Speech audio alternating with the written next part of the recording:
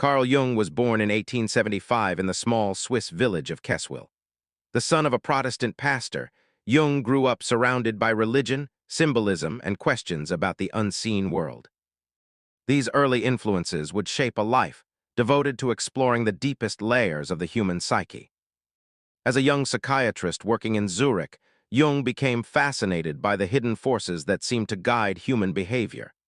He initially collaborated with Sigmund Freud, the founder of psychoanalysis.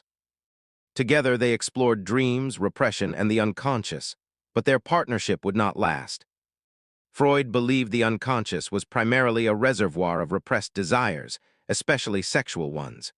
Jung believed it was something far larger, older, and more mysterious.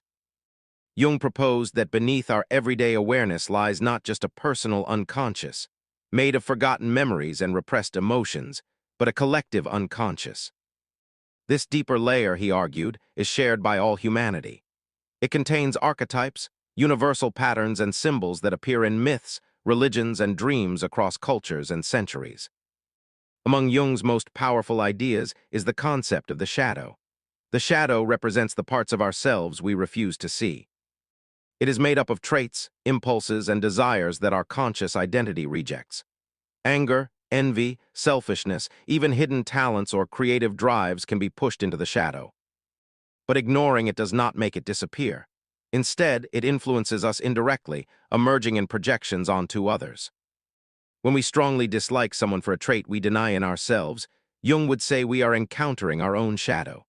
For Jung, psychological growth requires confronting this darkness. He called this lifelong process individuation. Individuation is the journey toward becoming whole. It means integrating the shadow rather than repressing it, acknowledging both light and dark aspects of the self. Without this integration, we remain fragmented, ruled by forces we do not understand. Jung's exploration of the unconscious did not stop at clinical observation. He studied mythology, alchemy, Gnosticism, and Eastern philosophy. Unlike many scientists of his time, he did not dismiss spiritual or mystical experiences as mere superstition. Instead, he treated them as symbolic expressions of psychological realities. This openness led to controversy. Jung attended seances as a young man and wrote his doctoral dissertation on so-called occult phenomena, analyzing them psychologically rather than supernaturally. He was careful to frame his work in scientific language, yet he believed that symbols emerging in mystical traditions revealed truths about the structure of the psyche.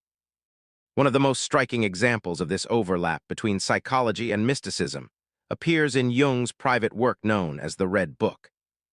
In this deeply personal text, published decades after his death, Jung documented vivid visions and dialogues with inner figures. He treated these encounters not as hallucinations, but as communications from the unconscious. The Red Book reveals a man willing to descend into his own depths in order to map the terrain of the human soul. Within these explorations, Jung encountered the figure of Abraxas. Abraxas is a Gnostic deity that embodies the union of opposites. Neither purely good nor purely evil, Abraxas represents a totality that transcends moral dualism. In Jung's writings, Abraxas symbolizes the integration of conflicting forces within the psyche. Creation and destruction, light and darkness, spirit and matter coexist within this archetypal image. For Jung, psychological health was not about eliminating darkness or achieving moral perfection. It was about holding tension between opposites. He believed that modern society, in its emphasis on rationality and external progress, had lost touch with the symbolic dimension of life. Without myth and ritual, the unconscious erupts in destructive ways, both individually and collectively. Jung warned that when individuals refuse to confront their shadow, it can manifest on a societal scale. Entire nations can project their denied aggression and fear onto others, fueling conflict and violence.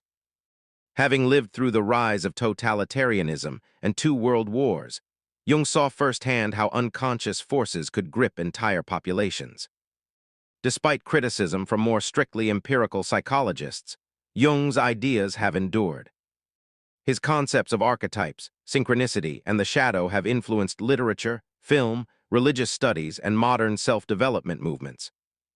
He offered a vision of psychology that does not reduce human beings to mechanical drives, but sees them as symbolic, meaning-making creatures. Carl Jung died in 1961 in Küsnacht, Switzerland. By then, he had fundamentally reshaped the landscape of depth psychology. He left behind not just theories, but a challenge. To know yourself, he insisted, you must descend into your own depths. You must face what you fear, what you reject, and what you have buried. Only by acknowledging the shadow can you approach wholeness. Only by engaging the unconscious can you become truly conscious. In Jung's vision, the human mind is not a tidy machine. It is a vast, ancient landscape populated by symbols, myths, and living forces. And somewhere within that landscape stands Abraxas, the union of opposites, reminding us that light and darkness are forever intertwined. This is the legacy of Carl Jung, a psychology that dares to look into the dark mirror, and in doing so discovers the full complexity of the human soul.